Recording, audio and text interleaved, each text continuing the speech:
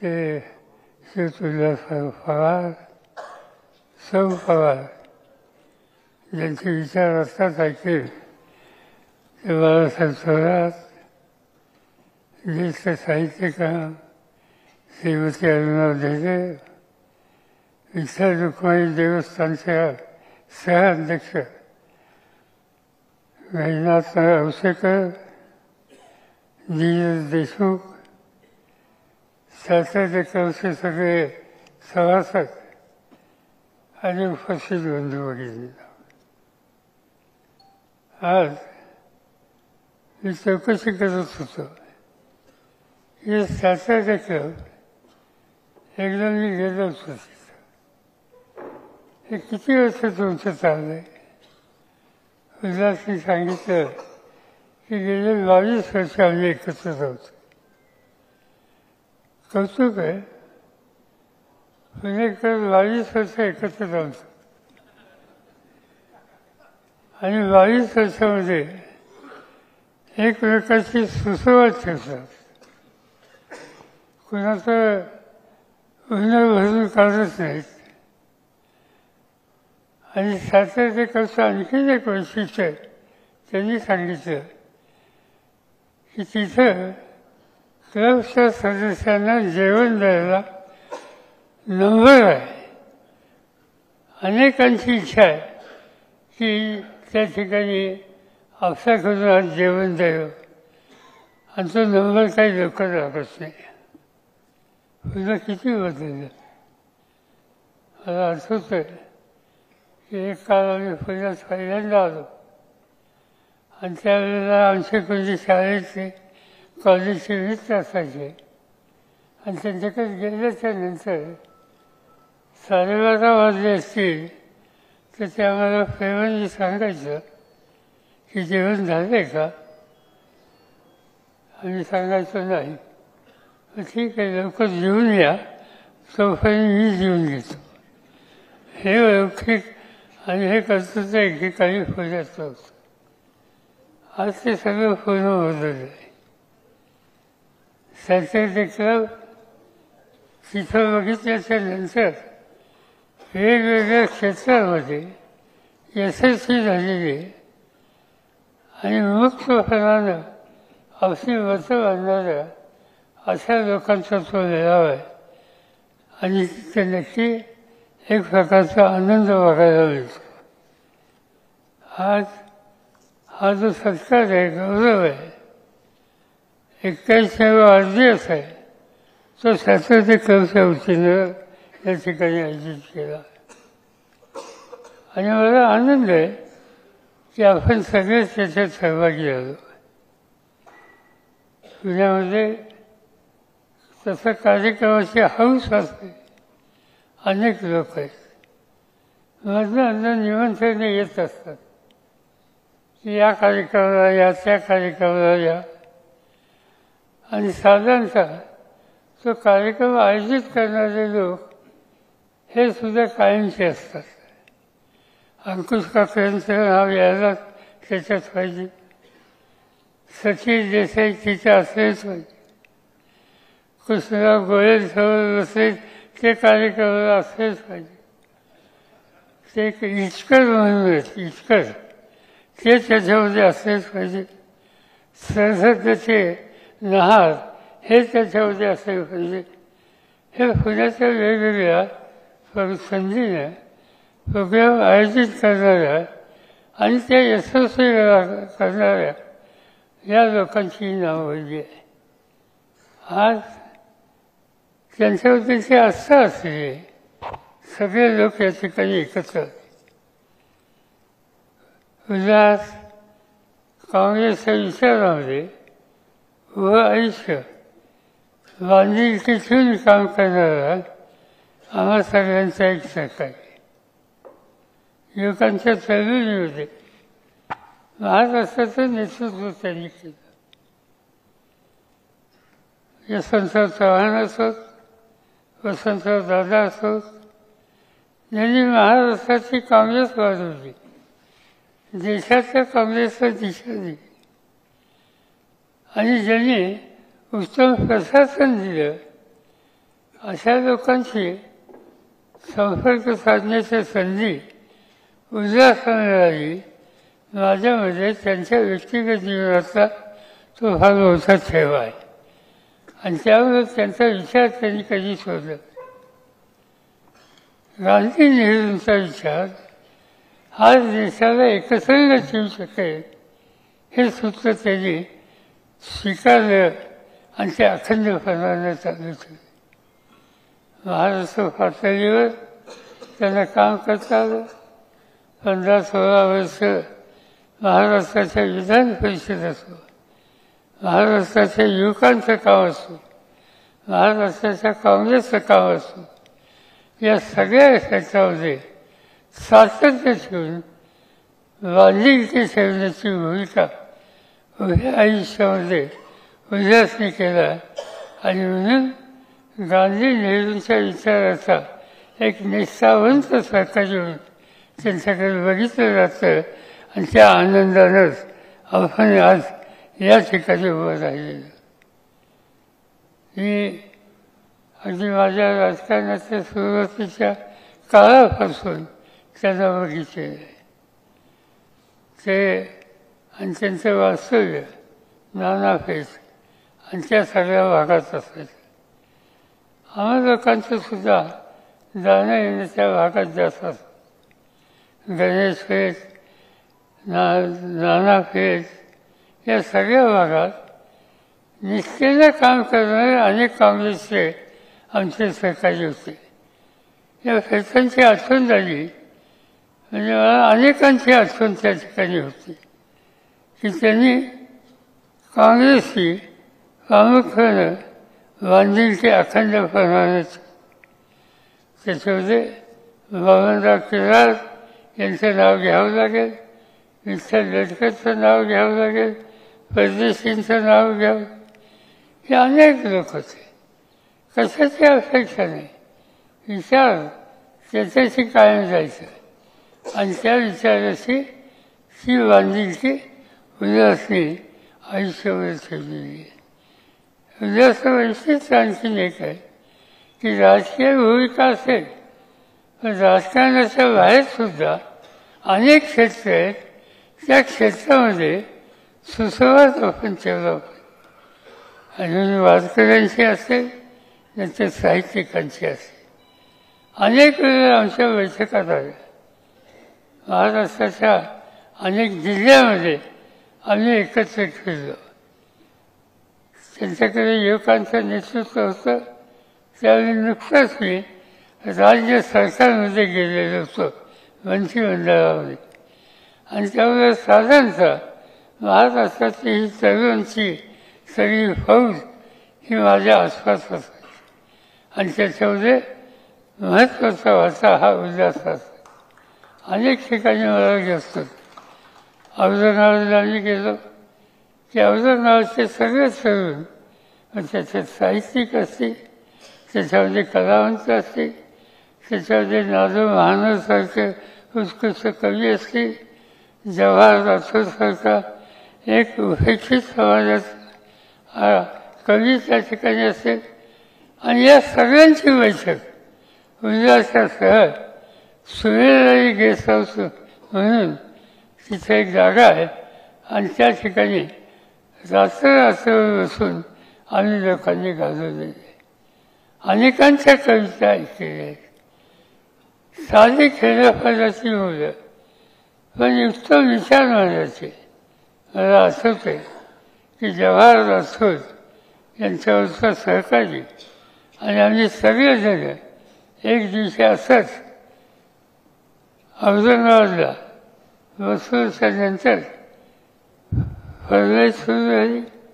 प्रत्येकजण आपली कविता तो बापूराव जगताप ते असोत, महानवर असोत, जवाहर राठोड असोत.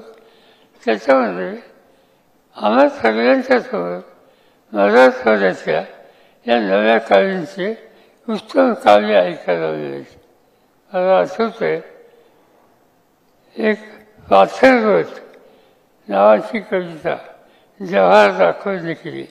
पाथरवट म्हणजे चौकडी छिन्नी घेऊन जगत होणार. आणि त्या कवितेचं सगळी कविता मला आठवत नाही, पण ती कविता असं सांगते की मी पाथर होत पुन्हा कथामध्ये बसून घाम घालून हा दगड फोडतो, त्याच्यातून मूर्ती बनवतो. आणि ती मूर्ती बनवल्यानंतर तुम्ही वाजत गाजत तुमच्या मंदिरामध्ये ती मूर्ती ठेवता, तिचं दर्शन करता, तिची पूजा करता. आणि हे सगळं करणारा मी, आणि मी पाथरवर तुमच्या मंदिरात येतो म्हणल्यानंतर तुम्ही मला त्या ठिकाणी प्रवेश थांबवता. का? तुम्ही उच्च कुलाचा नाही, मी उपेक्षित कुलाचा आहे. आणि म्हणून तो प्रश्न पुढे विचारतो. मला अशी गंमत वाटते की तुमचा देव बनवणारा मी आणि मला परवानगी देत नाही. याचा अर्थ तुम्हाला शिकायला घ्यायचा आहे. देवाला बनवण्याची ताकद आणि दृष्टी असलेला ज्याच्याकडे आहे त्याच्याकडे दुर्लक्ष करणं तुम्हाला परवडणार नाही. अशी एक कविता ही त्या काव्य संमेलनात वाढली. आणि त्या सगळ्या घोळक्यामध्ये उद्यासुद्धा आम्हा सगळ्यांच्यावर होतं. अनेक गोष्टी सांगता येते. टिळक भवन हे काँग्रेसचं मुख्य कार्यालय. मी स्वतः टिळक भवनामध्ये 5 वर्ष राहिलो. माझ्याबरोबर मला वाटतं खोलीसुद्धा तीच होती. आम्ही एकत्र तिथे अनेक वर्ष राहिलेले होतो. तिथे गेल्याच्या नंतर आजूबाजूच्या सगळ्या परिसराचे आणि महाराष्ट्राचे सगळे वेगवेगळे जिल्ह्याचे काँग्रेसचे नेते येत असत. गप्पा गोष्टी चालत असत. आजूबाजूला अनेक ॲक्टिव्हिटी येत असतात आणि त्या सगळ्यात आम्ही सहभागी होतो. आचार्य अत्यंत मराठा त्याच्याजवळच निघायचा. त्या मराठामध्ये त्यांनी काय लिहिलं, काँग्रेसची टीका काय केली, त्याला उत्तर काय द्यायचं, या सगळ्याच्या चर्चा टिळक भवनामध्ये आम्हाला लोकांच्या होत असत. आणि जरी आत्र्यांच्यावर टीका करण्याचं काम आम्ही केलं तरी आत्र्यांचं भाषण हे दादरला होतं म्हटल्यानंतर आम्ही सगळेजण त्या ठिकाणी जाऊन बसायचो, भाषण ऐकण्याचं. तिथे अमर हिंद व्याख्यानमाला नावाची व्याख्यानमाला होती, प्रसिद्ध व्याख्यानमाला. आणि तिथं अनेकांची चांगली भाषणं होती. तिचं वैशिष्ट्य आहे की वक्ता जो असताना त्यांनी एकट्याने स्टेजवर बसायचं, बाकी कुणी नाही. आणि त्या संस्थेचे अध्यक्ष विठ्ठलराव गाडगीळ होते. आणि अध्यक्षांची जबाबदारी जो वक्ता असेल त्याची ओळख करून द्यायची आणि नंतर खाली जाऊन बसायचं आणि एकटा वक्ता तोच भाषण करायचं. विठ्ठल गाडगीळांनी आत्र्यांची ओळख सुरू केली आणि सविस्तरपणानं ओळख झाली. ते सांगत असताना आत्र्यांचं वैशिष्ट्य होतं की अतिशयोक्ती. म्हणजे ते सांगायचे गेल्या 1000 वर्षात अशी सभा झाली नाही. हे आत्र्यांचं वैशिष्ट्य. विठ्ठलराव गाडगीळ आत्र्यांची ओळख करायला वर आले आणि त्यांनी सुरुवात केली की आचार्याची म्हणजे अतिशयोक्ती, एवढ्याची गोष्ट एवढं करून सांगा. आणि बाकी आत्र्यांचं वैशिष्ट्य जे काही त्यांनी सांगितलं त्यांनी ओळख करून दिली. नियमाप्रमाणे वक्ता एकटा स्टेजवर राहिला आणि ओळख करून देणारा खाली जाऊन बसला. असे बोलायला उभे राहिले. सुरुवात केली. आमचे परममित्र काकासाहेब गाडगीळ यांचे सुपुत्र अमुक अमुक. काय अतिशयोक्ती नाही ना.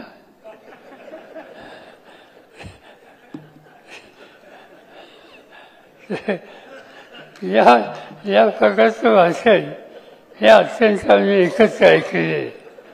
आणि अशा अनेकांची भाषा त्या ठिकाणी त्या काळामध्ये ऐकली गेली. अनेक त्या ठिकाणी गोष्टी सांगतायची. यशवंतराव चव्हाणांचं भाषण म्हणल्यानं आम्हा लोकांनी ते कधी शोधलं नाही. विविध विषयावर मंत्रमुग्ध व्हावं अशा प्रकारचे विचार हे चव्हाण साहेब मांडायचे.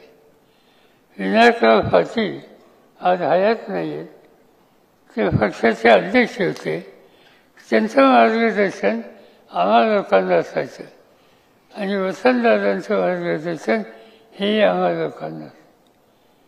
ही मोठ्या मनाची माणसं आहेत. या सगळ्या लोकांचं अंतःकरण हे फार मोठं होतं आणि महाराष्ट्राच्या नेतृत्वाची फळी या ज्येष्ठ लोकांनी उभी केली आणि वर्षानुवर्ष महाराष्ट्र एक देशाचं चांगले राज्य होऊ शकला. त्याला राज्य चालवण्याची ताकद आणि दृष्टी असलेल्या नेतृत्वाची फळी या नेत्यांनी उभी केली आणि त्यामुळे महाराष्ट्राचा चेहरा बदलला. आज या लोकांचं मन किती मोठं आहे याची अनेक उदाहरणं सांगता येईल. मला आठवतं आहे, काँग्रेसमध्ये आम्ही होतो. काँग्रेस दुभंगली, इंदिरा काँग्रेस वेगळी झाली, स्वर्णसिंग काँग्रेस वेगळी झाली. आम्ही लोक स्वर्णसिंग काँग्रेस होते, चव्हाणसाहेब होते, आणखीन लोक होते आणि निवडणूक झाली. निवडणुकीमध्ये स्पष्ट बहुमत मिळालं नाही. काँग्रेसला काही जागा, आम्हालाही काही जागा आणि शेवटी आम्ही एकत्र आलो आणि दादांना मुख्यमंत्री केलं. पण आम्हा लोकांचा, आम्हा तरुणांचा त्यावेळेला काँग्रेस आईवर राग असायचा. आम्ही सगळे यशवंतराव चव्हाणांच्या विचारात आणि त्यामुळे आमच्यात एक अंतर होतं. दादा हे आम्हा लोकांचे नेते, पण त्यांनी शेवटी हे दोघंही एकत्र यावेत याचे प्रयत्न सुरू केले आणि त्याला आम्हा लोकांचा विरोध होता. त्या विरोधामध्ये जे प्रमुख होते त्याच्यात मी होतो. परिणाम काय झाला, एक दिवशी आम्ही ठरवलं दादांचं सरकार घालवायचं आणि दादांचं सरकार आम्ही लोकांनी घालवलं आणि मी मुख्यमंत्री झालो. माझ्या हातात सत्ता आली आणि सांगायचं कारण असं आहे की त्याच्यानंतर 10 वर्षाच्या नंतर आम्ही सगळे पुन्हा एकत्र आलो आणि राज्याचा मुख्यमंत्री कोण करायचं याची बैठक होती. आणि त्या बैठकीमध्ये अनेक लोक होते.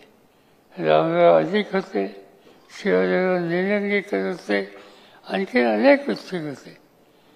वसंतदादांनी ही बैठक बोलवली आणि त्या बैठकीमध्ये अनेक नावांची चर्चा झाली. दादांनी सांगितलं की आता बाकी कुणाच्या नावाची चर्चा नाही. आज पुन्हा एकदा पक्ष सावरायचा आहे आणि पक्ष सावरायचा असेल तर पक्षाचं नेतृत्व सरस द्यायचं हा निकाल त्यांनी त्या ठिकाणी. ज्या व्यक्तीचं सरकार मी पाडलं ती व्यक्ती पुन्हा गांधी नेहरूचा विचार मजबूत करायचा असेल तर त्यांनी काय केलं ती गोष्ट विसरून मोठ्या अंतःकरणाने पुन्हा एकत्र करण्याची भूमिका मानणारं असं हे नेतृत्व त्या काळात काँग्रेसने दिलेलं होतं. आज देशाचं चित्र बदलत आहे. देशामध्ये आम्ही पार्लमेंटमध्ये आहोत. पार्लमेंटचं चित्र वेगळं आहे. गेले 14 दिवस पार्लमेंटचं अधिवेशन चालू आहे. 14 दिवसामध्ये एक मिनिटसुद्धा पार्लमेंटचं काम चाललं नाही. आम्ही जातो, सही करतो. आज गेल्याच्या नंतर दंगा सुरू होतो, हाऊस बंद होतं आणि दुसऱ्या दिवशी जावं लागतं. ही स्थिती कधी नव्हती. राज्यकर्त्यांच्याकडून सदन आणि त्याचा कारभार हा फारला जातो हे चित्र लोकशाहीला आणि संसदीय लोकशाहीला न शोभे होते आणि ते घडते याचं चित्र बदलायचं आहे. आणि म्हणून आम्ही सगळेजण दिल्लीमध्ये एकत्र बसलो. त्याच्यामध्ये मल्लिकार्जुन खरगे असतील, त्याच्यामध्ये राहुल गांधी असतील, त्याच्यामध्ये अन्य पक्षांचे नेते असतील, मी असेल आणि आम्ही ठरवलं एक दिवशी ते रोज रोज हाऊस बंद व्हावं, महत्त्वाच्या प्रश्नाकडे दुर्लक्ष करणं आणि सत्तेचा गैरवापर करणं ही जर भूमिका आज सत्ताधारी पक्ष करत असेल तर त्यासाठी आपण एकत्रित भूमिका ही घेतली पाहिजे. आणि म्हणून स्वातंत्र्याच्या इतिहासामध्ये कधी झालं नाही त्या दिवशी 300 खासदार हे बाहेर आले आणि त्यांनी संयमानं शांततेनं आंदोलन केलं. आम्हा लोकांना अटक केली गेली, 300 लोकांना पोलीस स्टेशनमध्ये शिवून दिलं. हे चित्र दिल्लीमध्ये 15 दिवसापूर्वी आणि कशामुळं की लोकशाही शिकवायची का नाही, संसदीय पद्धती ही शिकवायची का नाही आणि त्याच्यासाठी राज्यकर्त्यांना जर महत्त्वाचं असेल तर त्याच्याबद्दल आवाज उठवण्याची गरज आहे. काल मी प्रधानमंत्र्यांचं भाषण ऐकलं. देशाच्यासाठी लाल किल्ल्याहून एक दृष्टी देण्याचं हे काम प्रधानमंत्री करत असतात. आनंद ते त्यांच्या ठिकाणी केलं. पण प्रधानमंत्र्यांचं लाल किल्ल्यावरून होणारं भाषण 15 ऑगस्ट भाषण आणि त्याच्यामध्ये जवाहरलाल नेहरूंचं नाव येत नाही म्हणजे अस्वस्थ होतं. आयुष्यातली उमेदीचा काळ ज्यांनी स्वातंत्र्याच्यासाठी दिला कशाचाही विचार केला नाही, घराचा विचार केला नाही. स्वातंत्र्य मिळाल्याच्या नंतर हा देश एकसंघ ठेवण्यासाठी त्यांनी देशाचं नेतृत्व केलं. दुनियेमध्ये भारताचं नेतृत्व याची माहिती वाढवण्याचं काम केलं. जगामध्ये शांतता प्रस्थापित व्हावी यासाठी पंचशील तत्त्वज्ञानाचा विचार जगाला मांडला. असा महान नेता त्याचं नाव 15 ऑगस्टच्या दिवशी नेतृत्वाकडून घेतलं जात नाही ही एक प्रकारची चिंताजनक गोष्ट आहे. आणि म्हणून या सगळ्या स्थितीला उत्तर एकच आहे, मन मोठं ठेवलं पाहिजे, एकत्र राहिलं पाहिजे. देशाच्या हिताची दखल याच्यामध्ये तरतूद करता कामा नये. आणि हे जर करायचं असेल तर गांधी नेहरू यांचा विचार तुम्ही दुर्लक्ष करू शकत नाही. आज उल्हास पवार सवन आयुष्य गांधी नेहरूचा विचार यांनी केलेले आहेत आणि त्यामुळेच त्यांच्याबद्दलची आस्था आणि कौतुक हे तुम्हाला मला सगळ्यांना आहे. आणि म्हणूनच आपण या ठिकाणी जमलो. उल्हासा तुम्ही जे विचारधारा स्वीकार त्याच्याशी तुम्ही कायम आहात आणि कायम राहाल. दिवस सोपे नाहीत पण चिंता करण्याचं कारण नाही. विचारधारा मान्य असलेल्या सगळ्यांना संघटित करू आणि पुन्हा एकदा गांधी नेहरूच्या विचाराची बांधणी आपण करून देशाचा चेहरा हा बदलेल कसा याची काळजी घेऊ. ही एवढी खात्री आपण देऊया आणि त्या रस्त्याने जाऊया. मला आनंद आहे की आजच्या बैठकीमध्ये आजच्या कार्यक्रमामध्ये मी उल्हासाबरोबर त्यांच्या पत्नीला पहिल्यांदाच पाहतो. त्याच्या आधी कधी होता कधी म्हणजे आतापर्यंत मी काही दुसरं कोणाला त्यांच्यावर पाहिलं नाही. पण त्यांनी सांगितलं की आमच्या म्हणजे पत्नी या कधी या कार्यक्रमाला येत नाही. काय हरकत नाही, माझी स्थिती तीच आहे. पण आनंद आहे की उल्हासारख्या सहकार्यांना एक अतिशय उत्तम प्रकारची साथ त्यांनी दिली.